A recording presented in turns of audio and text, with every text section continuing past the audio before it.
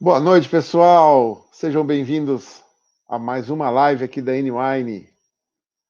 Dessa vez começando o nosso curso online de vinhos, gratuito e extremamente bem organizado aqui da N-Wine. Teremos esse curso todas as segundas e quartas-feiras, às 20h30. E hoje é a nossa primeira aula. Sejam muito bem-vindos.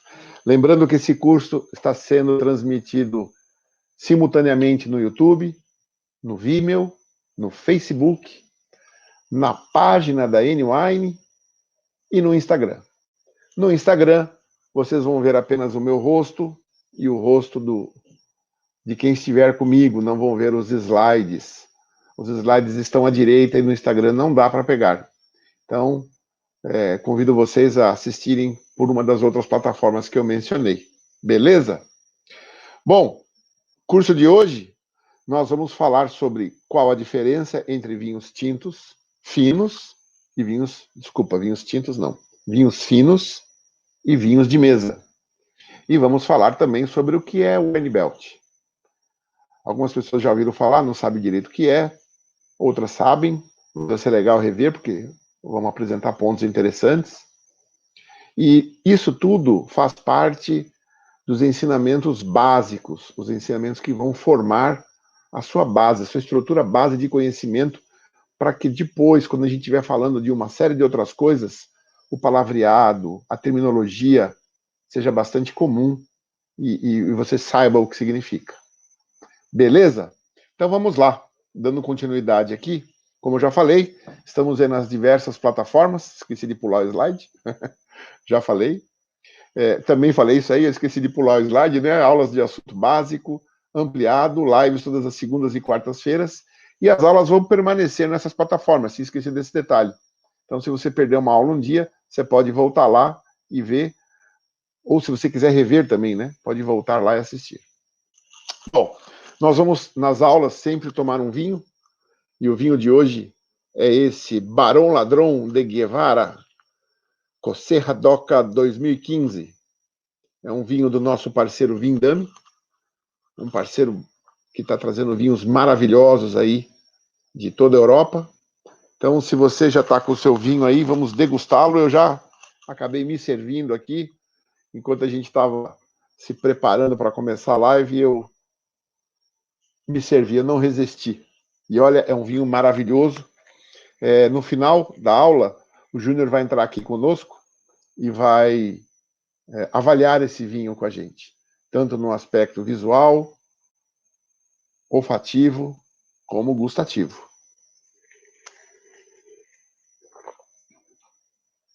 Já estou me adiantando aqui porque ninguém é de ferro, né?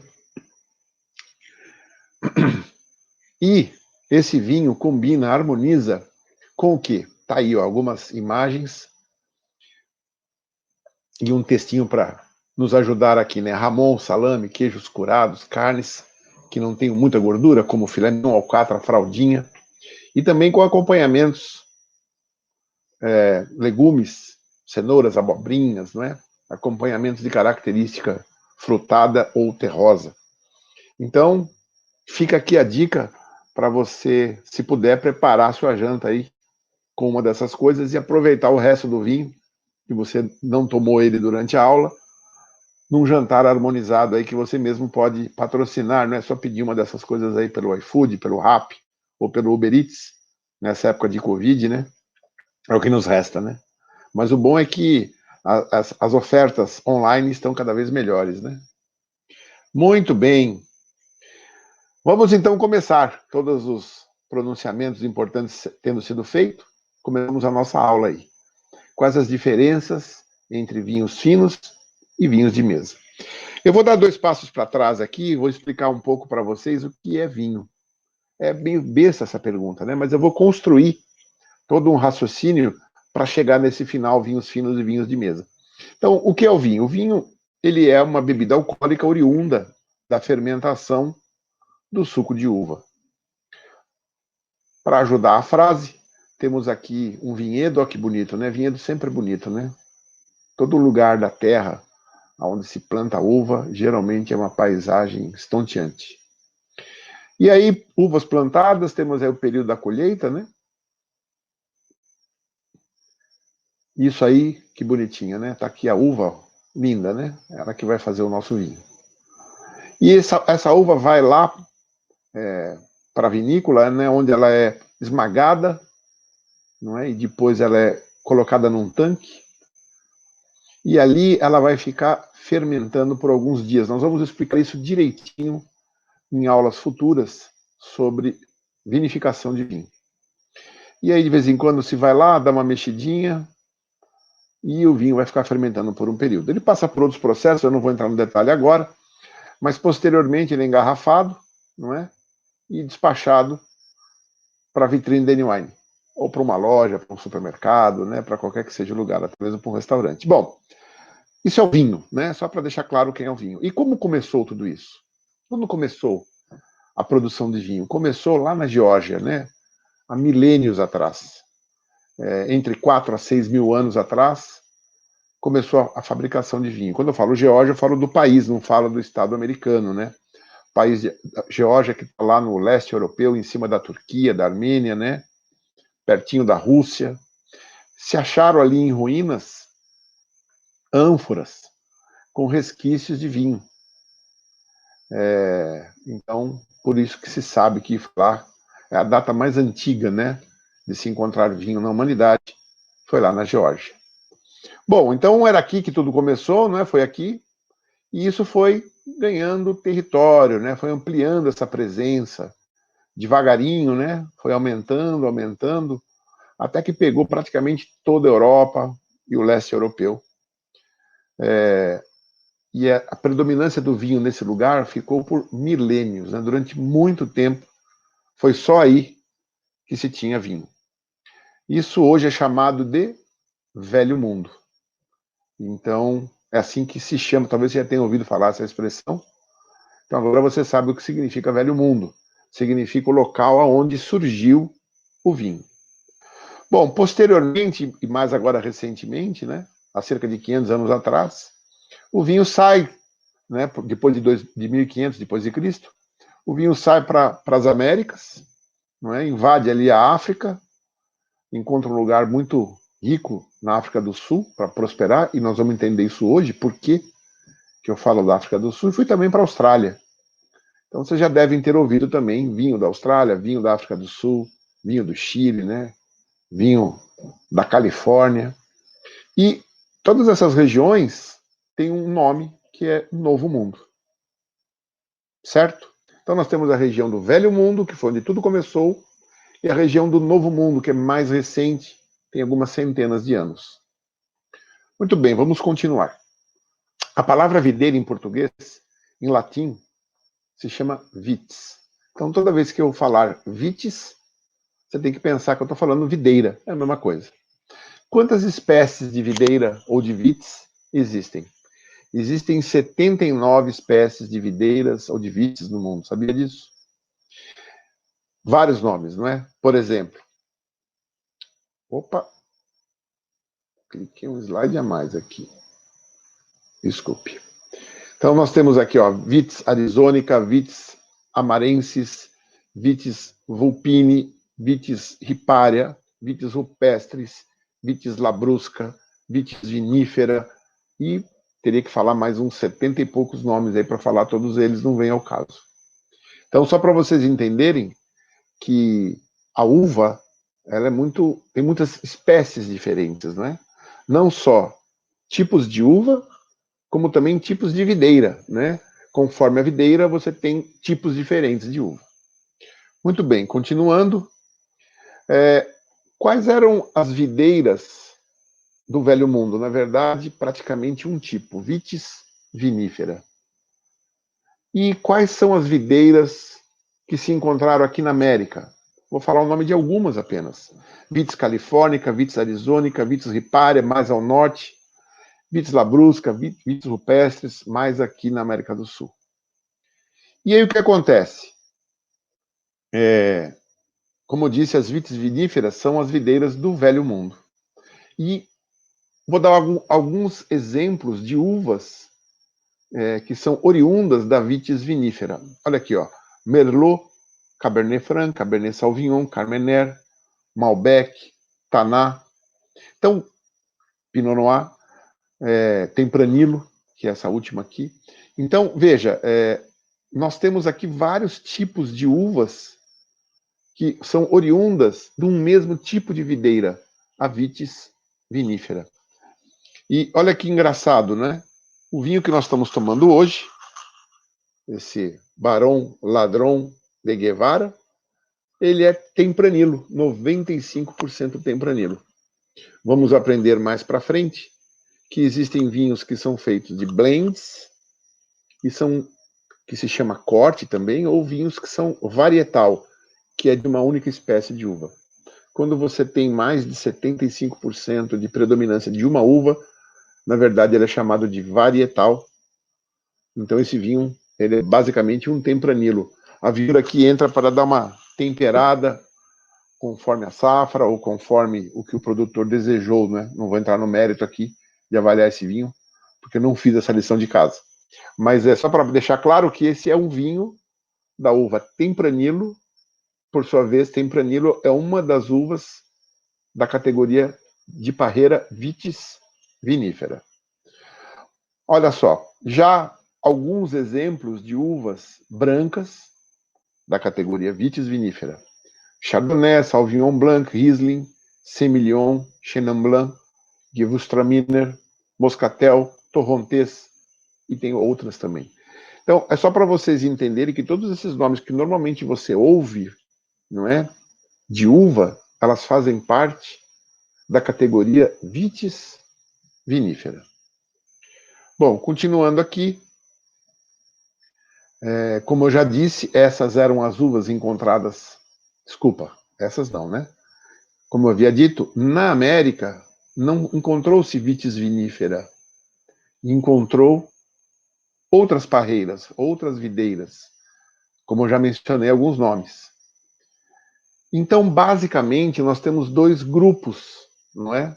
Onde, de um lado, nós temos a vitis vinífera, com todas aquelas variedades de uva que eu acabei de mencionar agora, tintas e brancas e mais outras. E nós temos todas as outras vites que não são vinífera, como a arizônica, amarensis, vulpine, ripária, rupestre, labruscas. Todas essas não são vitis vinífera. Olha aqui um pouco a diferença entre uma uva e outra, né? A vitis labrusca, ela é mais carnuda, mais cheiona, né? A vitis vinífera tende, não é exatamente uma exceção, mas isso em geral, não é? Ela é mais miudinha, não é? E tem outras características, perceba. A casca dela é mais grossa, os bagos são menores. Já a vitis labrusca tem uma casca mais fina, não é? E ela tem os bagos maiores, né? Então, uma é tipo de uva que a gente põe na mesa e come, que se chama até uva de mesa, né? E outra é uma uva mais direcionada para fazer vinho, para vinificar. E até por isso essa videira se chama vitis vinífera, porque produz uvas boas para a vinificação. Bom, o que aconteceu foi que os imigrantes italianos vieram para o Brasil no século passado, né? E eles estavam acostumados a fazer vinhos lá na Europa. E o que eles foram fazer quando chegaram aqui? Vinhos. Começaram então a produzir vinhos. Mas eles tinham aqui vitis vinífera? Não tinham. Eles tinham aqui outros tipos de uva. Uvas que a gente já conhece hoje, né? Niágara, Isabel, Itália. Por exemplo, essas três são da vitis labrusca, outra espécie de videira. Uvas boas para se pôr na mesa e comer, mas uvas complicadas para se fazer bons vinhos. Então aqui eu concluo a explicação nesse slide. Na verdade, vinho de mesa é vinho produzido de uva de qualquer videira, que não é a vitis vinífera, que produz vinhos que a gente conhece, o sangue de boi, o chaliz e outros, não é? Já vinhos finos são produzidos de uvas provenientes da videira vitis vinífera, que são vinhos de uvas tais como Cabernet Sauvignon, Malbec, Carmener, Shiraz. e etc. Certo? Ficou claro, então, qual a diferença de vinho fino e vinho de mesa? Vinho fino, vinho feito de uva, de vitis vinífera. Vinhos de mesa, vinhos feitos de qualquer outro tipo de vitis, de qualquer outra videira que não é a vinífera. Então, N uvas podem ser usadas, mas não são uvas próprias para a vinificação. É isso aí, espero que tenha ficado claro esse conhecimento, né? Grava ele. No entanto, eu tenho que fazer um adendo aqui, né? Essa conotação de vinho de mesa ser um vinho feito de uvas que não são vitis vinífera, ela é brasileira. É uma conotação e um conceito aqui do Brasil. Se você viajar para a Europa, por exemplo, eles quase não têm lá vinhos de mesa, né? Uvas de mesa. Então, e eles nem produzem vinho com essas uvas, né? Quer dizer, eles até têm, mas eles não produzem vinho com essas uvas porque eles têm uvas de vitis vinífera. Então lá, quando você ouvir a expressão vin de table na França, vinho da távola na Itália, vinho de mesa na Espanha, vinho de mesa em Portugal, lá não significa que são vinhos feitos de uvas não provenientes de vitis vinífera. Significa vinhos feitos pelo produtor da casa, pelo dono do estabelecimento, não é? Vinhos de entrada, vinhos mais simples. Então, o conceito vinho de mesa na Europa não tem o mesmo conceito de vinho de mesa no Brasil. Lá, vinho de mesa é um vinho mais simples, muitas vezes feito pelo próprio dono do estabelecimento, ali no fundo, não é, ou em algum lugar do estabelecimento dele. Mas eu tenho que fazer aqui um parênteses, né? Como os vinhos eles são levados muito a sério na Europa, e eles seguem meio que uma receita conforme a região. Nós vamos falar disso também em outra aula, que são aquelas denominações DOC, DOG, DO, AD. Significa que aquele vinho está seguindo a receita da região. Então você tem vinho da Borgonha, que tem esse selo, você sabe que aquele vinho seguiu a regulamentação da Borgonha. Um vinho de Champagne, um vinho de Bordeaux, né, um vinho do Rhône, um vinho de qualquer lugar, né? Na Espanha também nós temos o Rioja, né, ou do Douro. Enfim, cada lugar do mundo, o vinho tem a sua receita de bolo. Agora, quando você faz um vinho de mesa, você vai fazer no seu estabelecimento, né, no fundo do quintal, no seu sítio, você não necessariamente precisa seguir essa receita de bolo da região, porque você não está afim de ganhar aquela chancela. É um vinho que você vai servir ali para os seus clientes. E foi nessa linha que na Toscana começaram a fazer vinhos de mesa, sem seguir os padrões da região. Só que esses vinhos começaram a ficar tão bons, que viraram o que a gente chama hoje de super toscanos. Então, nomes como Tignanello, Sassicaia, né, Solaia aqui, e outros são vinhos de um valor elevado, vinhos muito bons, que acabaram criando, né, uma nova regra, né, não seguem a linha da denominação de origem lá da Itália, da Toscana, né, eles criaram uma regra própria e ganharam tanta força, não é, que hoje são conhecidos como super toscanos. Então, isso é apenas um adendo, porque nem sempre o vinho de mesa, não é um vinho de baixa qualidade.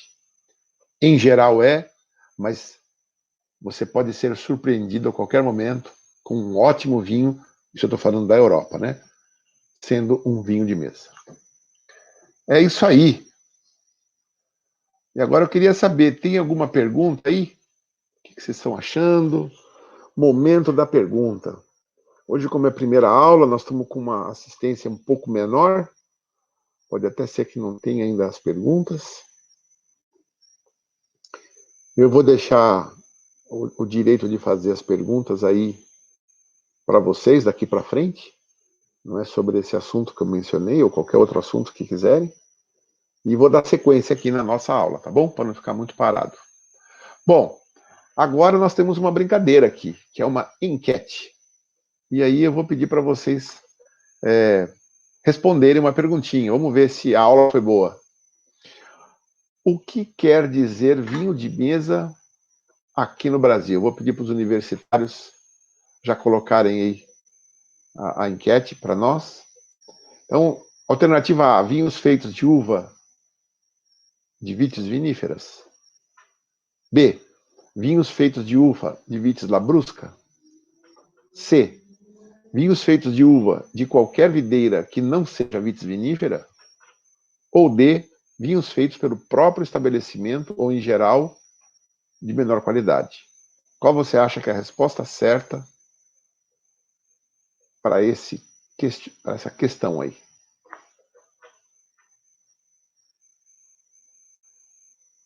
Vocês estão vendo aí, ó. Então, quem estiver acompanhando, vamos lá agora fazer um adendo aí. Quem estiver acompanhando a gente pelo YouTube, não vai dar para responder.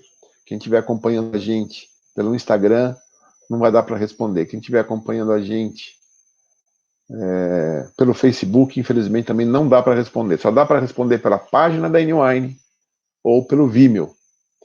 Então, temos lá a resposta A, B, C ou D. O termo vinho de mesa aqui no Brasil significa o quê?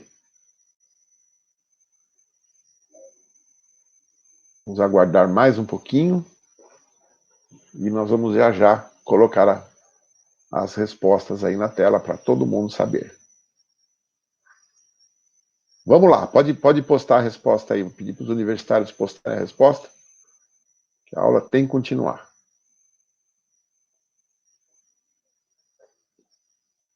Aguardando aqui, ansioso. Enquanto isso, eu vou tomar mais um vinhozinho.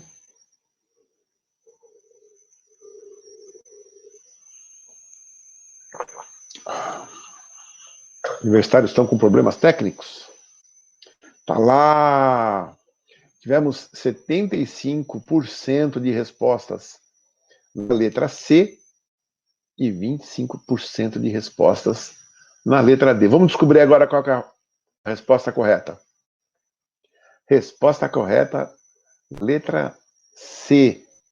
Vinhos feitos de uvas de qualquer videira que não seja vitis vinífera. Lembrando que isso é aqui no Brasil. Certo? Os universitários podem postar aí no quiz a resposta certa ou a gente já prossegue?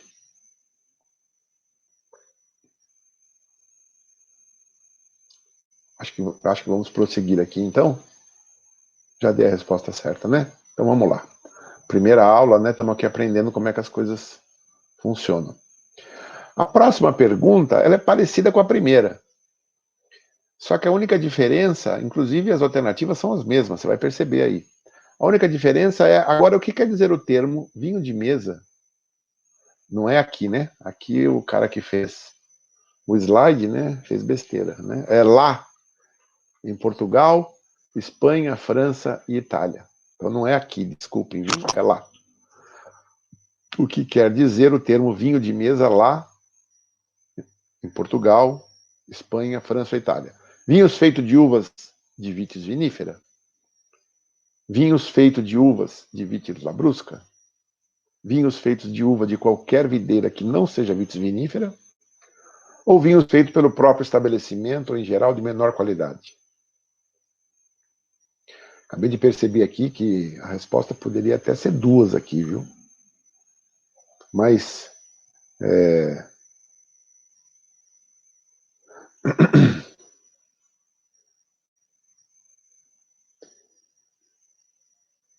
mas como só tem uma resposta, né, e a gente está aqui explicando a diferença, né, vou dizer que a resposta mais certa aqui é uma, embora que a resposta correta aqui poderia até ser duas, viu? Foi uma falha aqui na hora da construção do quiz. Mas eu vou fazer o adendo depois que eu der a resposta. Bom, todo mundo já votou? Como é que está a votação aí? Guardando mais um pouquinho. O quiz ainda não apareceu aqui, universitários, lá na tela, só para eu saber. Às vezes ele aparece, às vezes não.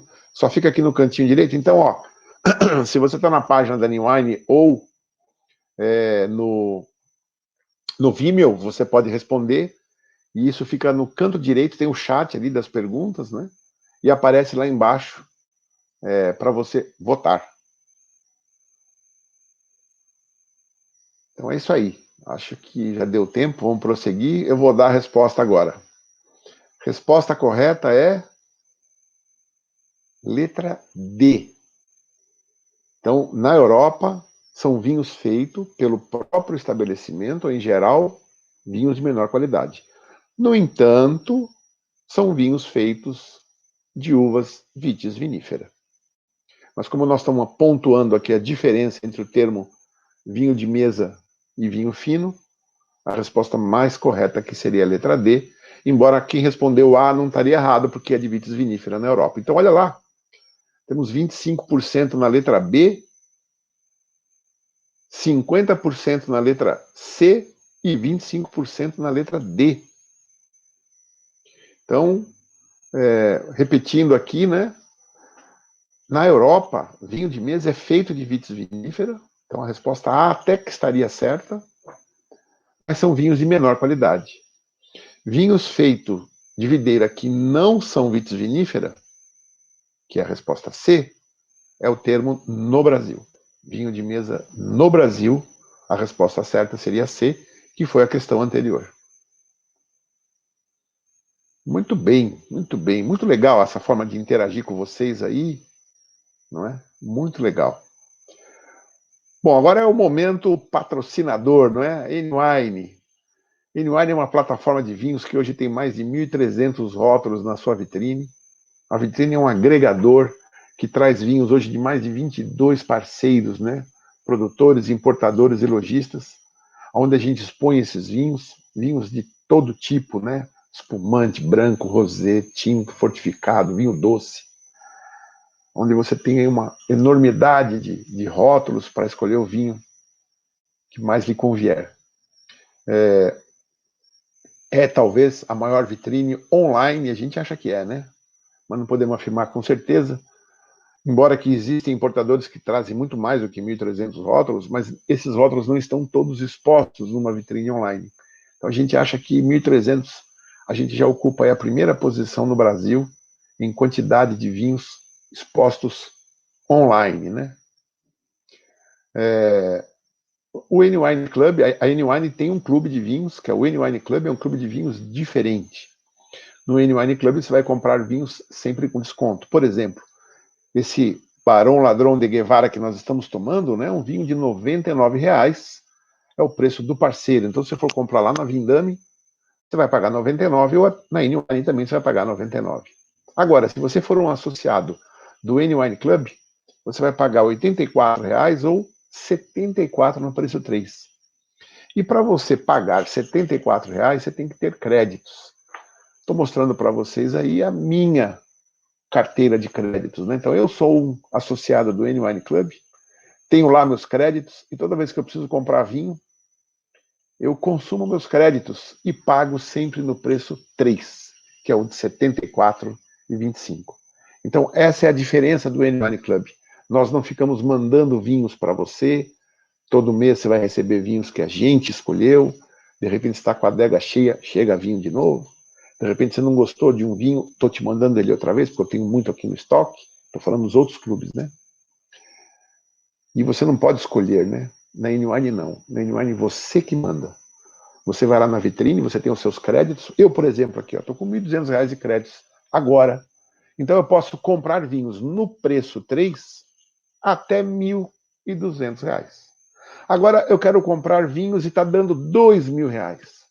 Então eu vou comprar no preço 3 até o limite dos meus créditos, 1.200, e vou passar o resto no preço 2. Vou pagar um pouquinho mais caro, mas vou comprar ainda com desconto.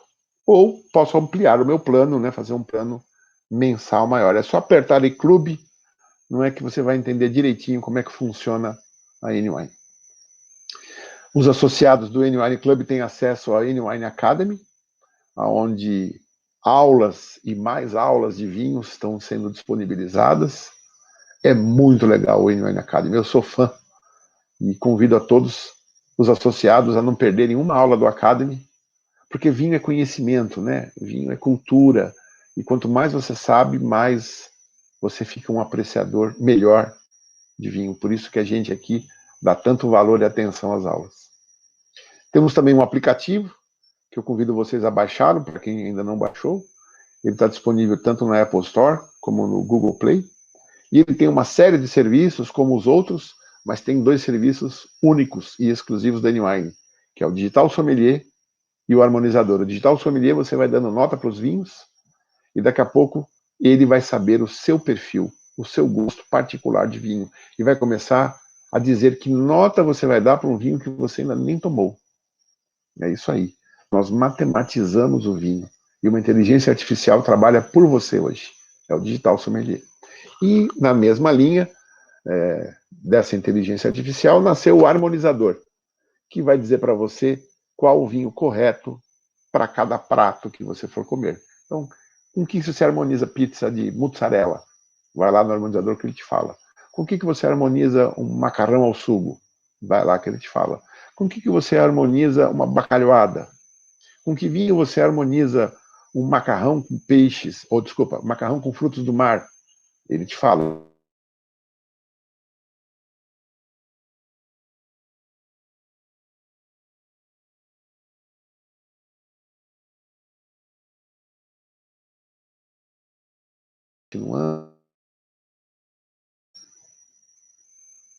Voltamos. Não tem problema. Acho que está tudo em ordem, né?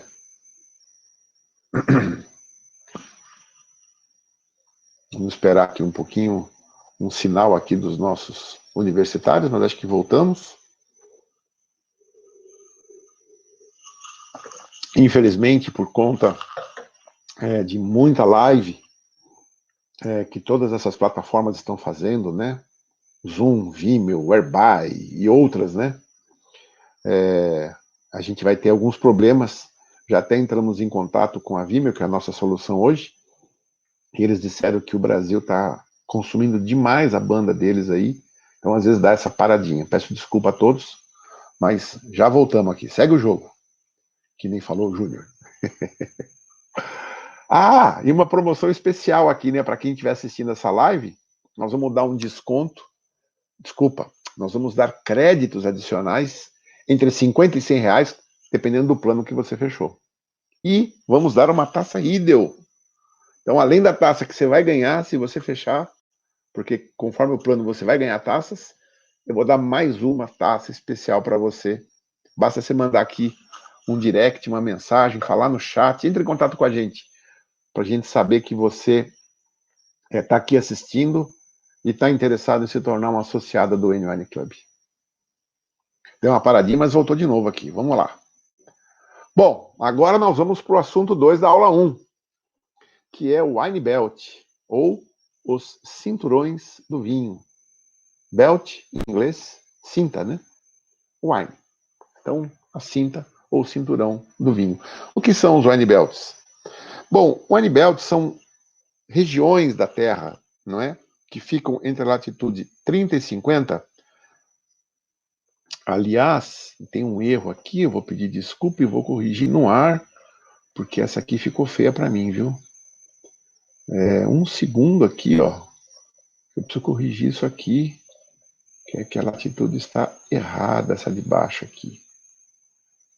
O 50 é embaixo aqui, ó, o 30 em cima.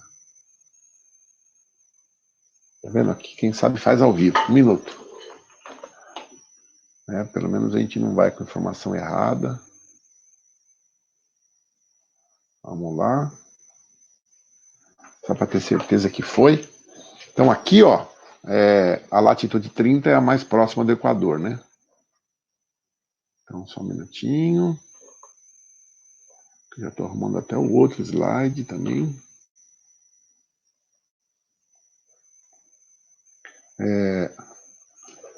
Tem mais um slide para arrumar. Vou pedir licença para vocês e vou arrumar aqui na live mesmo, porque é live, isso aqui é ao vivo, né? Então, ó, entre a latitude 30 e 50 norte, latitude, não é? Eu vou até pegar um negócio aqui, quer ver? Um minutinho.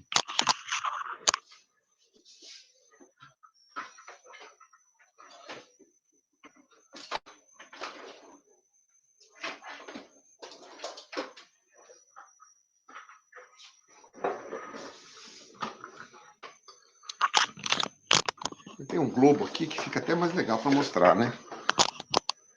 Então, ó, aqui tá a Terra, né? Vocês estão vendo aí, né? Então o globo vou deixar mais longe aqui para todo mundo poder ver, né? A Terra tem essa inclinação, ela roda assim, né? Ó, deixa eu botar mais enquadrado aqui, para onde eu vou, acho que é aqui, né? Então, nós temos aqui o Equador, a linha do Equador, certo? Conforme você vai saindo para baixo da linha do Equador, você tem aqui o Trópico de Capricórnio. O Trópico de Capricórnio ainda não é latitude 30, é mais para baixo. A latitude 30 ela pega aqui o pezinho do Brasil e pega essa parte. Então, ó, toda essa parte aqui, ó, está entre a latitude 30 e 50, que é o que está aí em rosinha na gravura, tá vendo? A mesma coisa acontece aqui no hemisfério norte. Então, nós temos o Trópico de Câncer aqui em cima, né? Mais ou menos por aqui. Mas aqui ainda não é latitude 30, é mais para cima, conforme está a parte rosinha aí na gravura.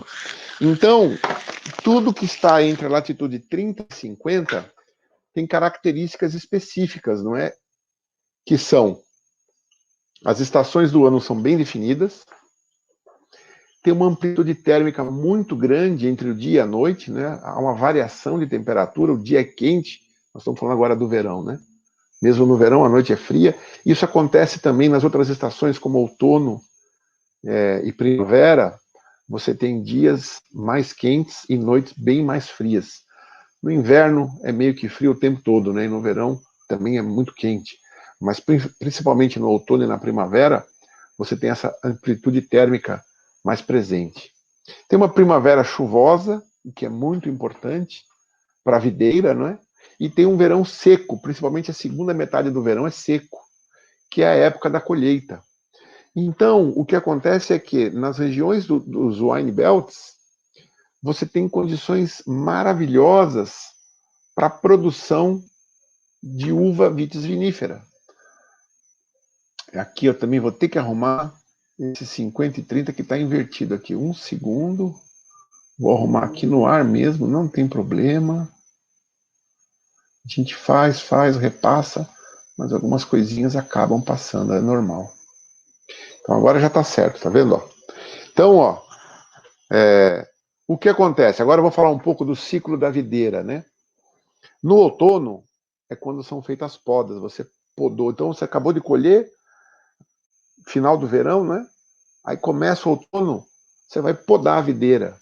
Por quê? Porque ela vai passar um período longo de inverno, então ela tem que estar mais curtinha, ela tem que estar menor, até mesmo porque ela vai hibernar, não é? Então, para ela não ficar consumindo muita energia, você poda toda a videira, ela vai ficar toda cortadinha, né? Caíram as folhas já do outono e você deixa ela curtinha. E aí ela entra em hibernação no inverno. Quando começa a primavera, começa a brotação, a ramificação, floração e frutificação. Então é quando ela volta toda de novo, né? Fica bonita, sai lá os cachinhos de uva. E aí o que vai acontecer? Quando entra o verão, esses cachinhos vão se enchendo, vão crescendo, né? Vão amadurecendo. Até que a colheita, que nem eu mostrei lá naquele slide no começo, né? A colheita da uva. Nesse período é feita a vinificação. Então nós estamos falando aí por volta de setembro no hemisfério norte e fevereiro, março, começo de março no hemisfério sul. E aí, depois que você colheu a uva, fez a volta para a poda, né, porque já vai entrar de novo o outono e o ciclo todo se repete. Então, é muito importante entender que isso é um processo que acontece com muito mais eficácia, né, quando você está nos wine belts. Por quê? A gente que é aqui de São Paulo, ou nós do Brasil em geral, né, tirando o pessoal lá do Rio Grande do Sul, porque eles já entram no wine belt. Veja aqui, ó, pezinho do Brasil está no Rio Grande do Sul. A Serra Gaúcha está lá no limite do wine belt. Mas o Brasil inteiro, a gente tem temperaturas, né? São Paulo, quem é de São Paulo sabe, né? Faz chuva, faz sol, faz frio, faz calor, tudo no mesmo dia, né? Então, os trópicos, eles são meio assim, né? Meio indefinidos, né? As estações não são bem definidas. Às vezes nós temos no meio do inverno um dia muito quente, no meio do verão, às vezes, dias frios. Então, as plantas se perdem um pouco aqui, né? E a videira, ela precisa de estações bem definidas.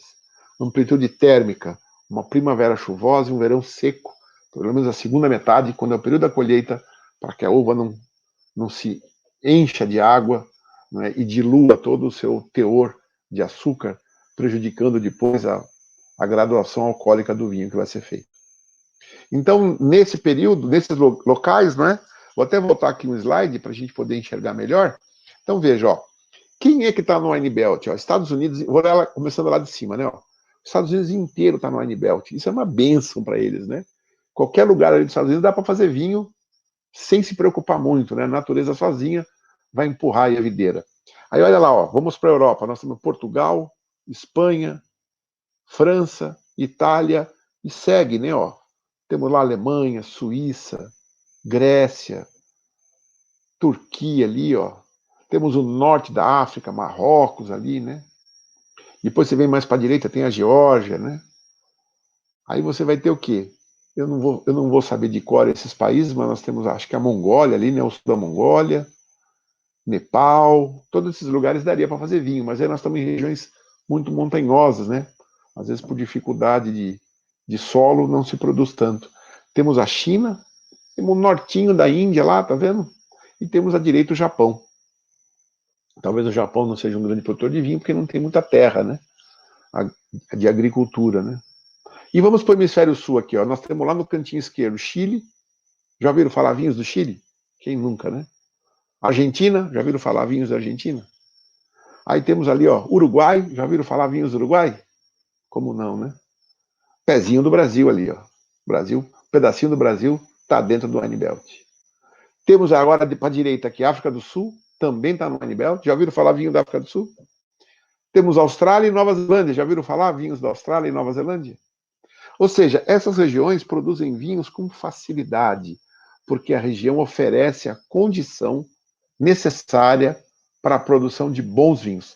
Dá para fazer vinho fora daí? Dá, mas o produtor vai ter que rebolar, vai ter que quebrar a cabeça e descobrir como que naquela região, com as temperaturas, né, com a pluviometria, quantidade de chuva, que época que ele vai fazer a poda. Então, por exemplo, nós temos a Guaspari aqui no norte de São Paulo, que está fazendo vinhos maravilhosos, mas eles criaram aí a dupla poda, ou poda invertida. Nós vamos falar disso num episódio mais para frente das nossas aulas. Ou seja, quando você sai do Wine Belt, você tem que contornar para você conseguir fazer bons vinhos. Certo? Claro aqui, então, quais são as características dos Wine Belts. Claro aqui quais são as latitudes onde eles estão localizados na Terra. E aí, alguma pergunta?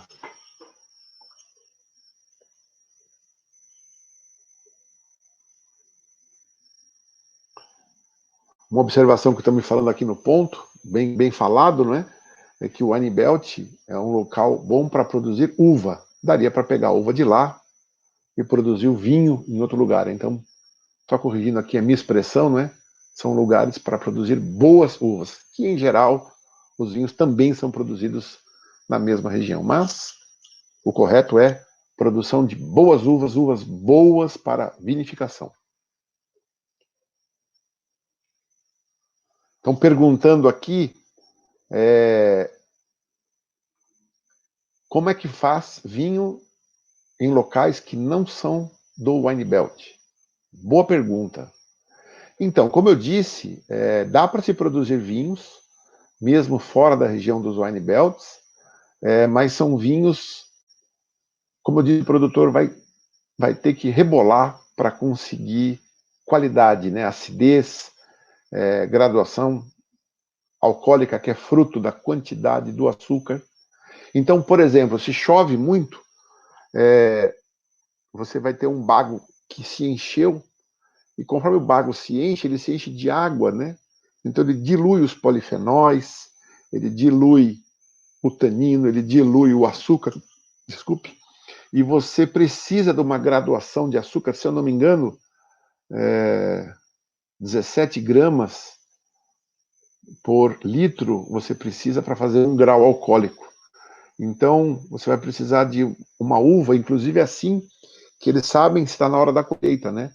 Se a quantidade de sólidos da uva, e o açúcar faz parte de, eu não me lembro a porcentagem, mas acho que 75% dos sólidos da uva. Então, você sabe ali, pela quantidade de sólidos, quanto de açúcar aquela uva tem. Então, é isso aí. Dá para fazer, mas é bem mais complicado. É muito mais fácil você errar do que você acertar. Já nos wine belts, é muito mais fácil você acertar do que você errar. Então, sem precisar ficar driblando a natureza, lá nos wine belts, você produz vinho fácil, de boa qualidade.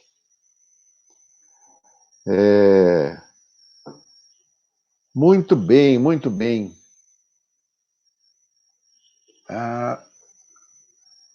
Vinho com passagem em madeira é melhor? Perguntaram aqui.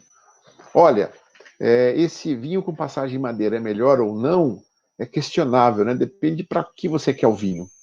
Então, na realidade, o vinho, quando passa em madeira, ele adquire características, como, por exemplo, aromas terciários, né? Aparecem mais. Ele vai ter algumas características diferentes. Poderia dizer que, em geral, tende a ser melhor, mas não é necessariamente assim que a gente tem que pensar. Você tem vinhos que não passam em madeiras, que são vinhos, por exemplo, o Beaujolais Nouveau, é um vinho que não passa em madeira, ele é feito para ser consumido rapidamente. Depois eu vou até perguntar para o Júnior, que vai entrar aqui daqui a pouco, se tem algum Beaujolais Nouveau que passa em madeira, mas eu acho que ele não passa. E é um vinho para você tomar rápido, é um vinho fresco. Então, se você quer um vinho para você com as características, né, de um vinho fresco, um vinho jovem, um vinho alegre, você não vai passar em madeira. E isso não é bom ou ruim, é só uma característica. Quem perguntou aqui foi o Horst.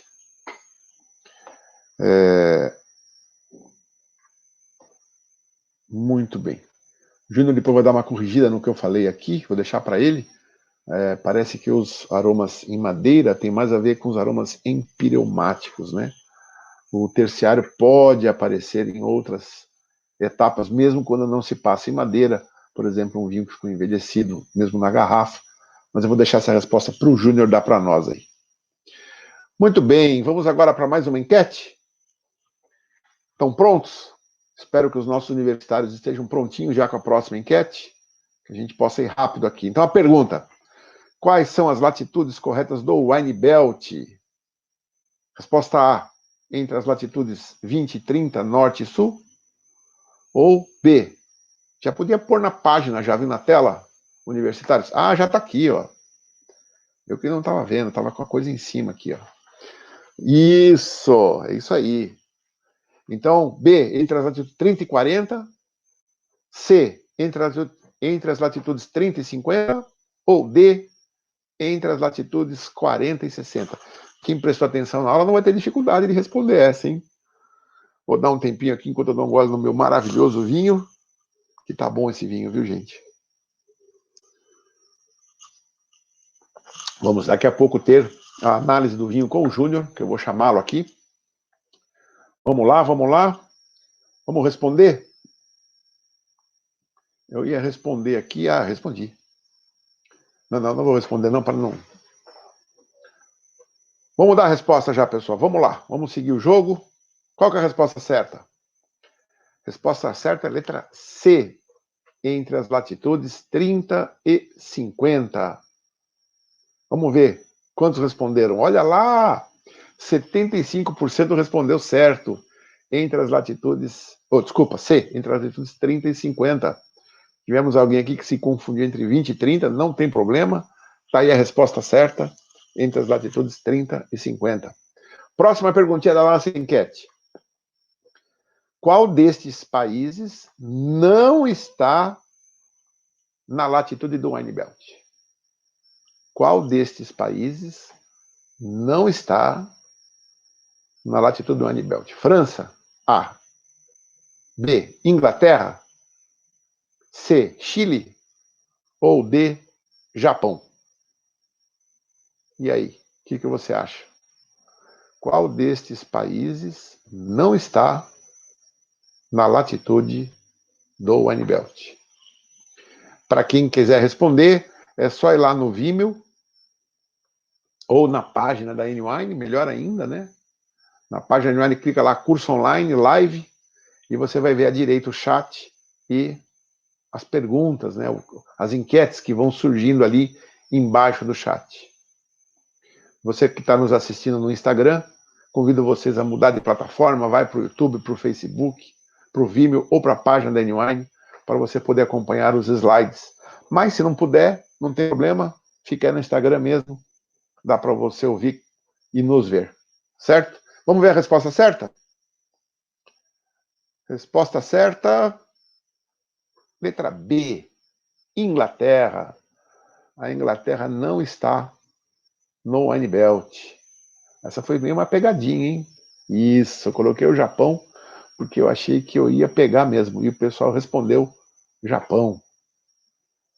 Então metade acertou, metade escorregou na casca de banana. Caiu lá no Japão. Joguei justamente para isso, porque a gente não ouve falar de vinho do Japão, né? Mas o Japão está no Wine Belt. Vou até voltar aqui para você ver, ó. Rapidinho. Quer ver, ó? Olha lá, ó. Tá vendo o Japão aqui, ó? Vou passar o mouse aqui, ó, o Japão. O Japão tá inteiro no Wine Belt, ó. Agora a Inglaterra, olha só, a Inglaterra tá fora. A Inglaterra passou do Wine Belt, lá é muito frio para produzir vinho. Não dá, não é? No Japão daria. Talvez não produzam por causa de falta de espaço de terra, né? Muito bem, vamos agora para a terceira e última enquete dessa noite. Qual dos benefícios abaixo não é da região dos Wine Belts? Amplitude térmica. B, verão chuvoso. C, inverno rígido. D, estações bem marcadas. Então, repetindo a pergunta, qual dos benefícios abaixo não é da região dos Wine Belts? A, amplitude térmica. B, verão chuvoso. C, inverno rígido. Ou D, estações bem marcadas? Acho que a enquete não apareceu aqui ainda, hein?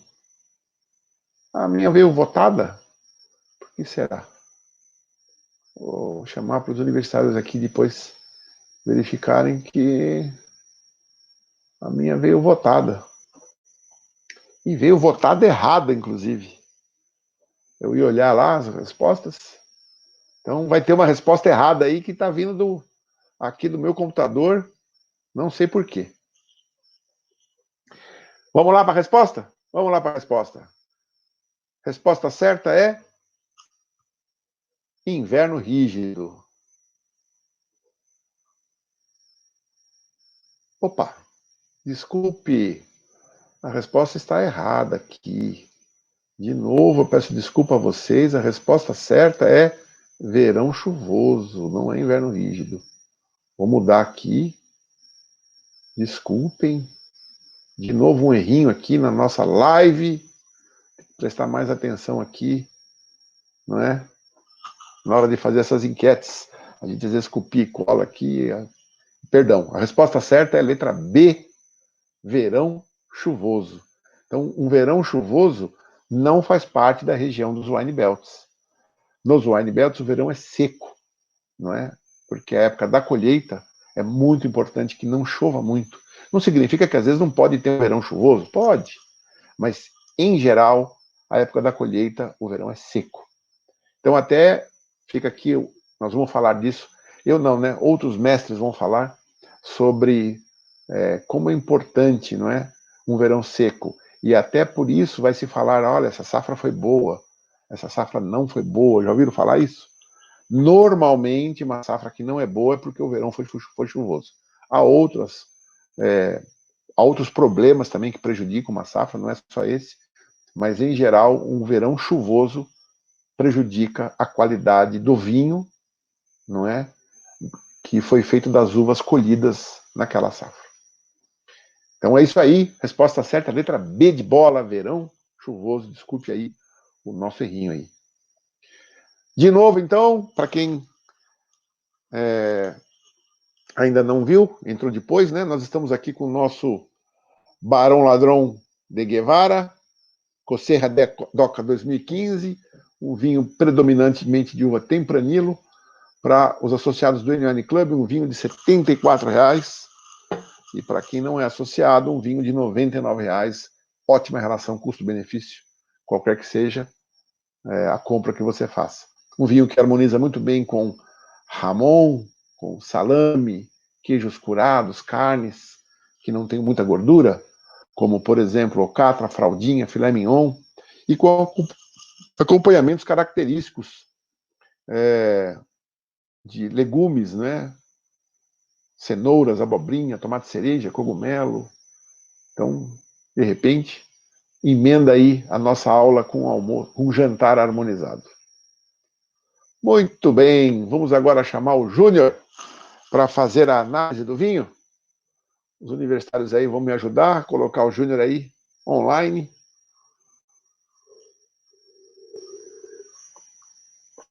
Vinhão, hein? Muito bom, muito bom. Opa! E aí, Júnior, seja bem-vindo à nossa primeira aula, aula número 1. Acho que você está no mute aí, será que não? Não estou te ouvindo.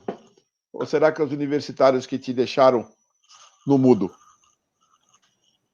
Meu microfone está aberto aqui, está normal. Agora estou te ouvindo normal. Beleza. É o vinho. Boa falta de vinho. É isso aí, é isso aí.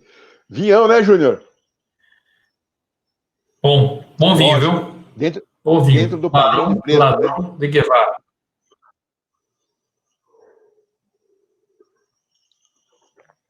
Belo vinho.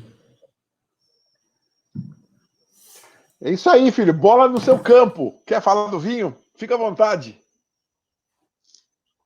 Mato no peito, vamos embora.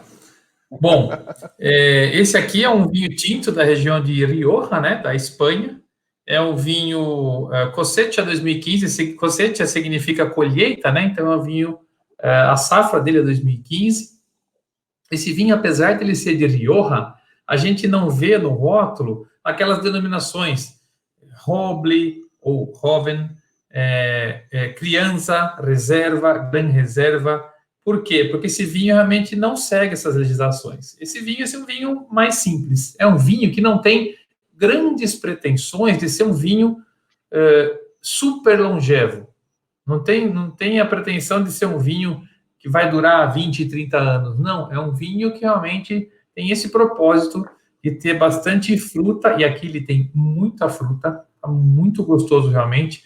Um vinho mais fresco, né? Quando a gente passa o vinho por madeira, ele tende a reduzir um pouquinho a acidez. A madeira dá uma certa amaciada, traz ele um pouco para baixo, né? Então, esse vinho, um vinho tinto, que tem uma boa acidez, um bom frescor, né? Apesar, dá para ver aqui que ele é bem escuro, tá vendo? Apesar de não ter passagem por madeira, ele tem uma boa extração, né? Então, bastante dos complexos aqui, fenólicos, né? Dos açúcares, dos ácidos, a parte sólida do vinho tem bastante aqui. Por isso que ele tem essa cor mais pronunciada. Então, não tem a ver com madeira, por ser mais escuro, mas tem a ver com uma extração maior, por isso que ele está mais escurinho. E aí, no nariz, a gente confirma isso. Aproveitando, aquela pergunta que fizeram um pouquinho antes de você entrar, acho que você deve ter ouvido, né? Um vinho que passa em madeira, ele é melhor? Pode arredondar a minha resposta, por favor? Então, eu acho que a sua resposta está correta. Depende do propósito do produtor, né? Tem vinhos que não passam em madeira que são muito bons. Tem vinhos que passam em madeira que também são maravilhosos. Mas, da mesma forma, tem vinho que passa e que não passa que são ruins. Então, assim, o fato de colocar madeira não quer dizer que vai melhorar o vinho, tá? O que vai acontecer é, assim, a madeira vai trazer uma complexidade maior, né? Em termos aromáticos e gustativos, o vinho vai ficar um pouco diferente. Ele vai ganhar características empireumáticas, né? Coisas que lembrem tostado, amêndoa, torra, caramelo, coco queimado, ervas. E aí, depois de um certo tempo, já que esse é um vinho que passou em madeira, depois de um certo tempo, esse vinho por ele ter passado em madeira, ele ganha uma longevidade maior e permite que, assim, o vinho crie esses aromas terciários que você comentou. Então, não está diretamente ligado aos terciários, mas sem madeira é um pouco difícil de conseguir os terciários, porque o vinho não vai durar até lá, vamos dizer assim.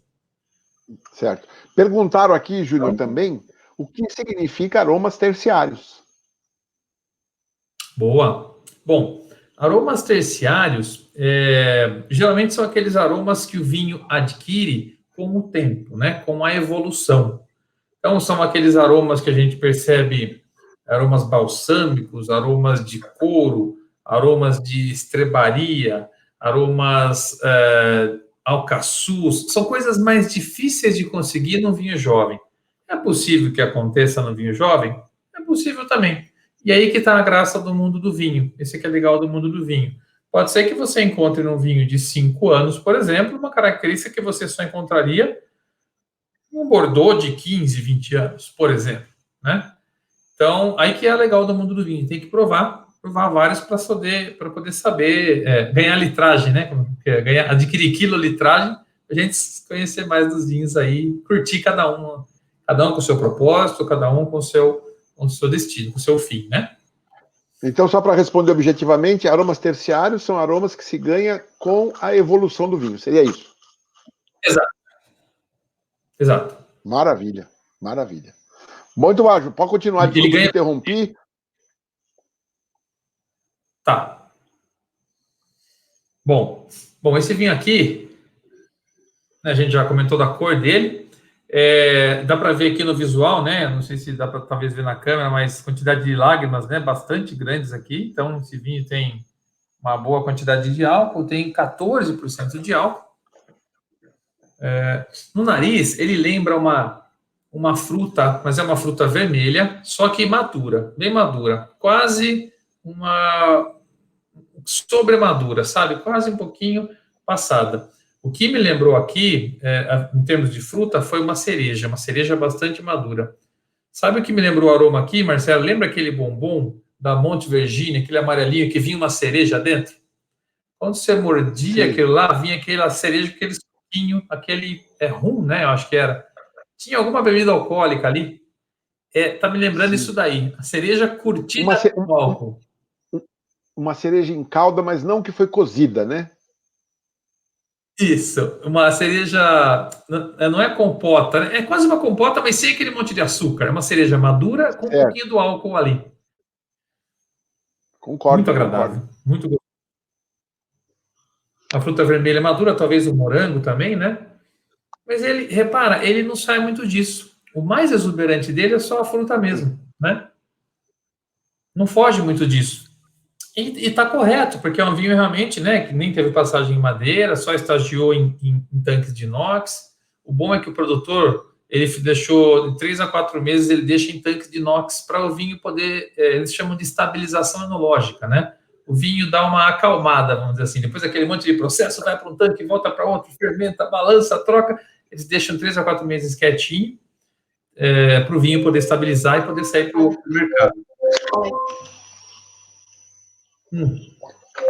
Na boca, é bem fresco, né? Tem uma, ele faz a gente salivar bastante, né? A primeira coisa que você percebe nele, assim que você coloca na boca, o primeiro ataque do vinho. Em seguida, a gente percebe que é um vinho seco. É um vinho, para mim, eu não detectei nenhum amargor. O álcool está bem equilibrado com o vinho. É um vinho de corpo médio, talvez médio menos. Ele é bem curtinho, né? Não é muito, leve, perdão.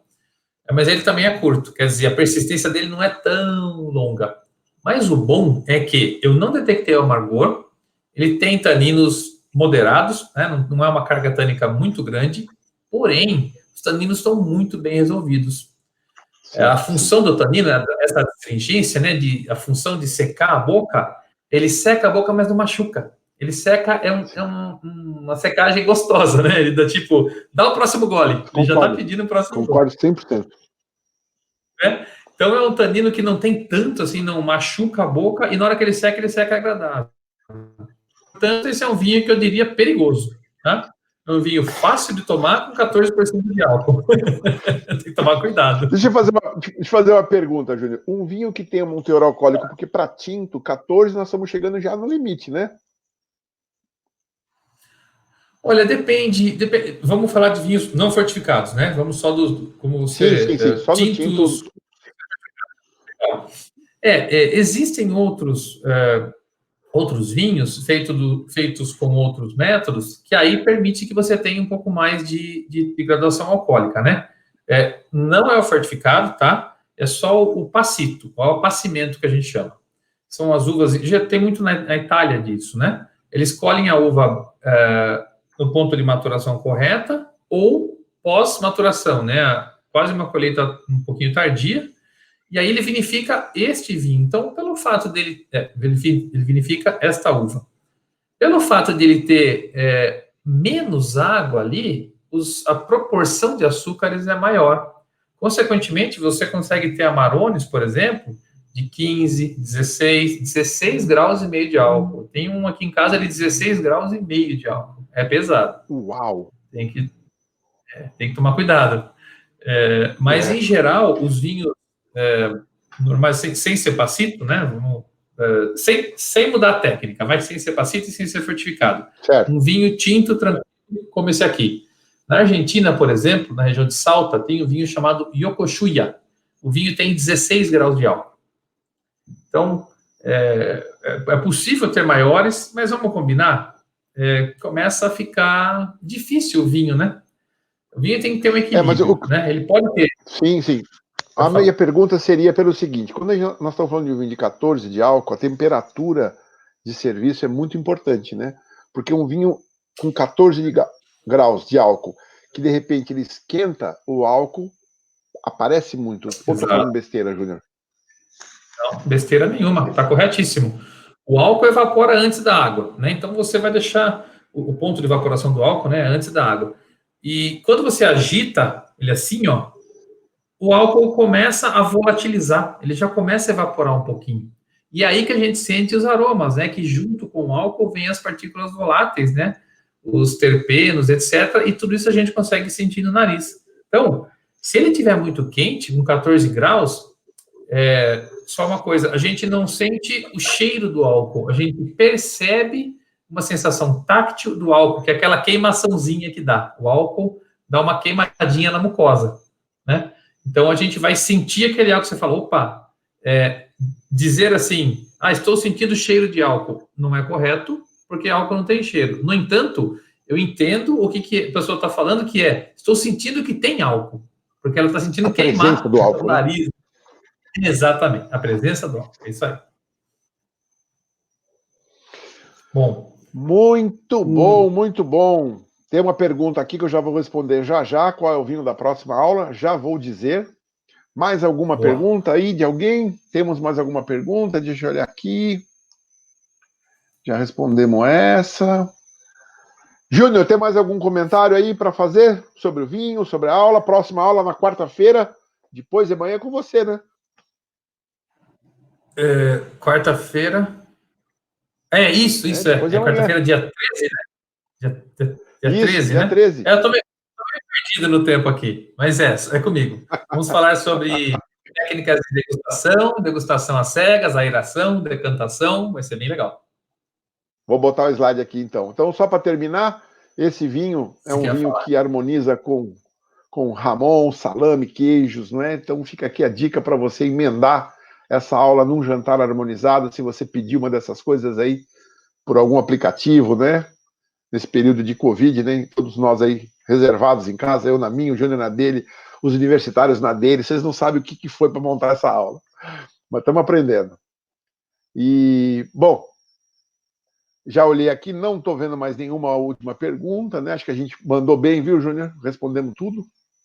E aí, então, conforme o Gil estava falando, a próxima aula, depois de amanhã, na quarta-feira, dia 13 de maio, nas mesmas plataformas, né? YouTube, Facebook, Instagram, Vimeo e na página da N-Wine. Júnior vai falar, como ele acabou de dizer, os aspectos da análise do vinho, degustações às cegas, que eu estou muito curioso, que é um tema que eu conheço pouco, vou aprender aí com vocês. e a diferença entre aeração e decantação. E o mestre nessa belíssima foto, o cara que tirou essa foto é boa, hein, Júnior? O cara é bom, a câmera é boa também. Mas eu vou te falar, cara, nessa plaquinha aí qualquer um fica bonito, até eu fico bonito na foto, viu, Marcelo? O modelo é bom, o local é bom, né? O vinhedo aí é ótimo, o terroir é ótimo, viu? Quer dizer, não dá para fazer uma foto feia aí, né? Tem que ser muito ruim, né? Difícil, ali. Não, essa foto ficou top. Então, ó, quem perguntou qual é o vinho da próxima aula, tá aí, ó. É o Tapada dos Monges, Alvarinho Loureiro, de 2018. Não vou pedir para o Júnior falar nada, porque eu sei que ele já vai saber falar desse vinho, mas vamos guardar para a próxima aula, né? Então, você quer saber um pouco desse vinho? Quarta-feira, dá tempo para você pedir seu vinho aí, receber até quarta-feira, aproveita. Um vinho de R$125 no nosso parceiro Wine Lovers, mas se você for um associado do Wine Club, você vai pagar R$112,50. Então, associado do Wine Club sempre paga mais barato. E com o que harmoniza esse vinho? Olha lá, ó. O Júnior já deixou aqui, né? Bacalhau ao forno, no azeite, bolinho de bacalhau, peixe frito, frutos do mar, paella. Nossa, me veio o gosto da paella na boca agora. Pasteizinhos fritos também, né, Júnior? Delícia, tô passando mal aqui já. Ostras e pizza de mussarela, olha só. Ou seja, você só não harmoniza depois da aula se você não quiser. Então, ó, fica a dica. Compra o vinho já entra agora lá na plataforma da N-Wine, compra o vinho que ele vai chegar a tempo até quarta-feira. E quarta-feira, quando começar a live, ou antes, já pede uma dessas opções aqui de harmonização para você terminar a live e emendar num jantar harmonizado.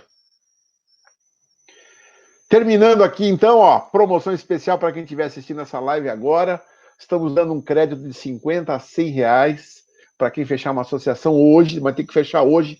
Manda aí no direct, manda no chat, entre em contato com a gente e você vai ganhar esse presente, né, créditos adicionais e uma taça Riedel, além da taça que você vai ganhar se você, conforme o plano que você fechar. Quer o PDF dessa aula? Basta se cadastrar lá no site da N-Wine. Nós vamos enviar para você um PDF dessa aula que vai ajudar você a relembrar tudo que foi dito aqui. Bom, acho que acabou. É isso aí. Foi um prazer estar com você. Júnior, obrigado aí. Mais uma vez, juntos. Até quarta-feira, né, Júnior? Quarta-feira, 20h30, em todas essas plataformas. É isso aí. Curso de vinho online da N-Wine para você ficar cada vez mais um grande entendedor do mundo do vinho. N-Wine, a sua melhor experiência no mundo do vinho. Saúde! Saúde!